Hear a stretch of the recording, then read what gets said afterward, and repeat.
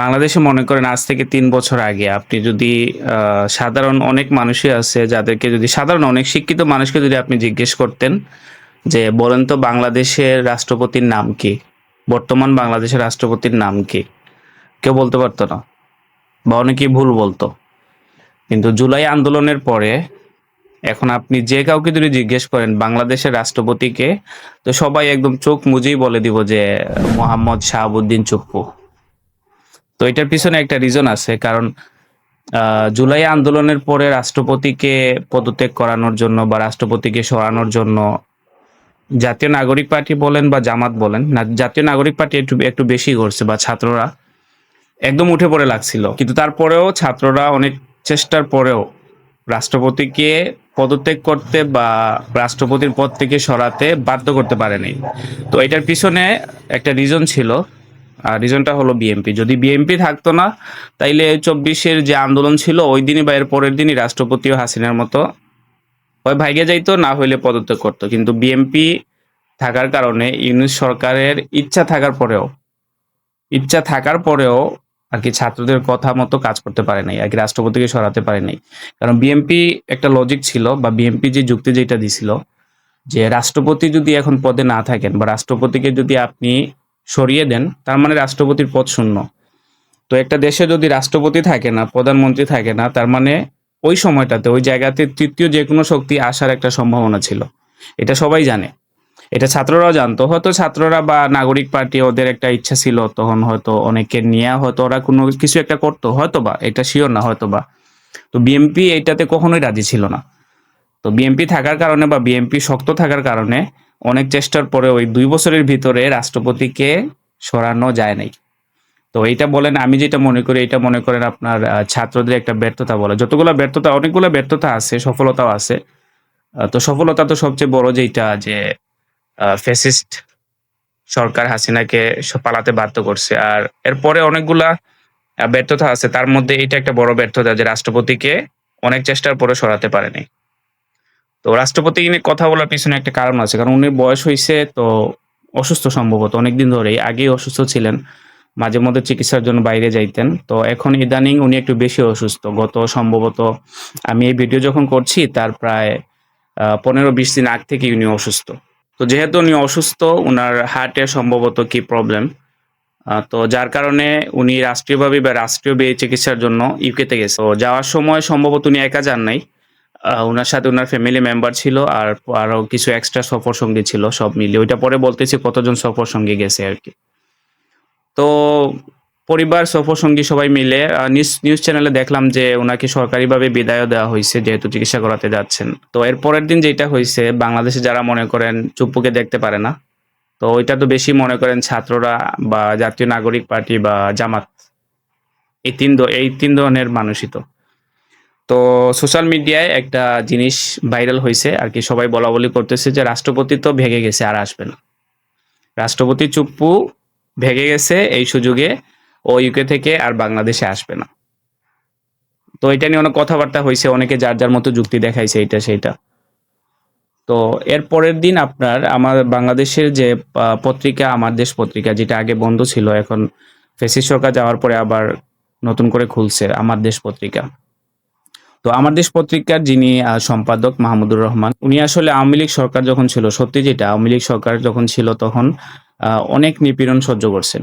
উনার উপর দিয়ে অনেক কিছু গেছে, এটা আমরা সবাই দেখছি।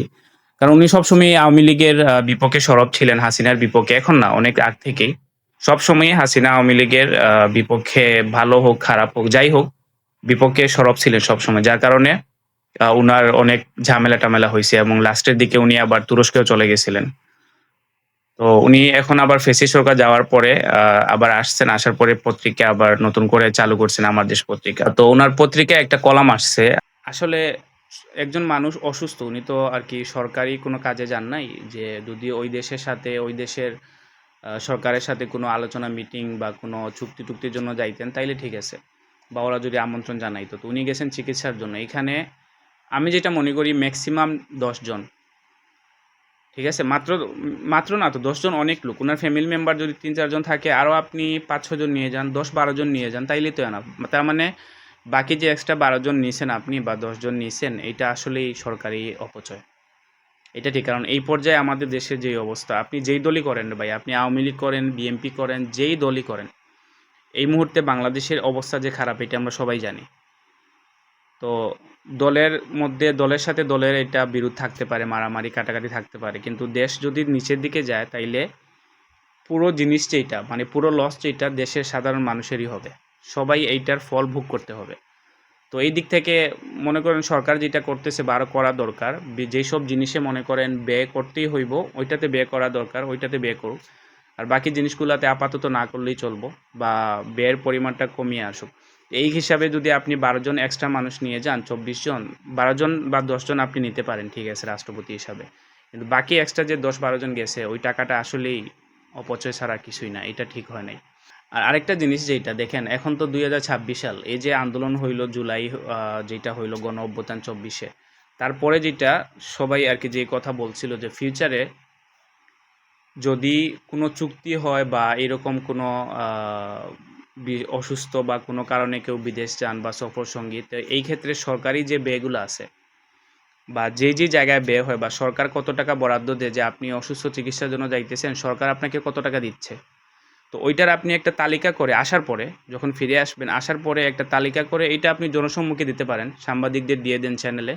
তাইলে তো আমরা সবাই দেখে ফেললাম যে উনি সরকারি ওনাকে কত টাকা দিছে, উনি ওইখানে গিয়ে কত টাকা খরচ করছেন, কোন কোন জায়গায় কত টাকা খরচ হয়েছে, বা উনি নিজের পকেট থেকে আর কী কী খরচ করছেন। তাইলে তো মনে করেন সব কিছু একদম স্বচ্ছতার সামনে, তখন আর কেউ কথা বলতে পারতো না যে উনি বিলাসবহুল গাড়িতে চলছেন, হোটেল হিলটনে উঠছেন, এইটা করছেন সেইটা করছেন, তখন তো এটা বলার আর প্রয়োজনই পড়তো না। তো এটা তো এখনও সময় আছে, সরকারে যারা এখন লেভেলে কাজ করতেছেন আপনারা এটা প্রকাশ করেন, প্রকাশ করলেই তো হয়, এই ঝামেলাটা হয় না, তাই না? ভিডিও শুরুতে আমি যেটা বলছিলাম, মজার জিনিস যেটা, যে সবাই বলা বলি করতেছিল যে উনি তো গেছে আর আসবে না ফিরে, উনি ইউকেতে চলে গেছে একদম ভেগে আর আসবে না। তো আমি এখন যে ভিডিও করতেছি, এখন তারিখ হচ্ছে আজকে 18 তারিখ।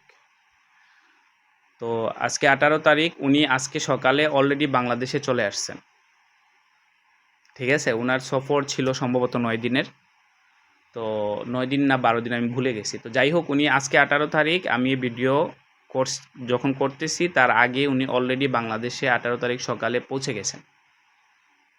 তো এখন যেটা করা উচিত, ওই যারা উনি চিকিৎসার জন্য যাওয়ার পরে যারা বেশি হইচই করছে, বলাবলি করছে সোশ্যাল মিডিয়ায়, টক শোতে, যে ভেগে গেছেন এইটা সেইটা, নাও আসতে পারে, তো ওদেরকে যেটা করা উচিত, জুতা খুলে ঠাস ঠাস করে গালেতে কয়টা দেওয়া উচিত। কারণ আমাদের এটা অভ্যাসে পরিণত হয়েছে আর কি। একজন রাষ্ট্রপতি, উনি রাষ্ট্রপতি পদে বহাল আছেন, এখনো পর্যন্ত উনি বাংলাদেশের রাষ্ট্রপতি, তো উনি কেন ভেগে যাবেন? যদি এমন হইতো যে উনি রাষ্ট্রপতি পদ থেকে পদত্যাগ করছেন বা ওনার মেয়াদ শেষ হয়ে গেছে, উনি এখন রাষ্ট্রপতি না, তখন ঠিক আছে, হয়তো ওনার ভয় থাকতে পারে আমার উপরে যদি মামলা টামলা দিয়ে দেয়, যেহেতু আমাকে আওয়ামী লীগ নিয়োগ দিছে বা আওয়ামী লীগ সরকারের সময় আমি রাষ্ট্রপতি হয়েছি, এই হিসাবে আমার উপরে বিভিন্ন মামলা টামলা দিতে পারে। তো তখন যদি উনি যাইতেন চিকিৎসার জন্য, ওই মুহূর্তে আমরা এই কথাটা বলতে পারতাম যে উনি হয়তো চলে গেছে আর আসবেন না, বা উনি ওই সময় গেলে হয়তো ফিরে আসতেনও না। কিন্তু এখন তো উনি রাষ্ট্রপতি আছেন, ওনার তো ভাগার প্রশ্নই ওঠে না আর কি। এই কথাটা উঠে কোত্থেকে আমি ওইটাই বুঝি না। উনি রাষ্ট্রপতি আছেন, তো উনি কেন ভেগে যাবেন? উনি তো ঘুরে আসবেন, উনি তো রাষ্ট্রপতি আছেন, ওনার কি কোনো ঝামেলা আছে? আর ওনার যদি ঝামেলা থাকতো ওনাকে তো আগেই সরিয়ে ফেলতো, বিএনপি তো এটা সরাতে দেয় নাই, বিএনপি এখনও সরায় নাই।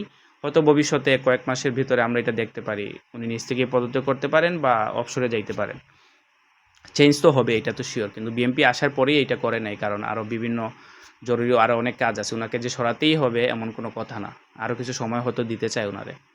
আর ওনার তো বয়সও হয়েছে, আমার মনে হয় না বেশি দিন থাকবো, বয়স তো অনেক হয়েছে, কম হয় না। আর যেহেতু এখন অসুস্থ, হয়তো আমার মনে হয় 2-3 মাসের ভিতরেই উনি নিজে থেকেই হয়তো অবসরে চলে যাবেন আর কি।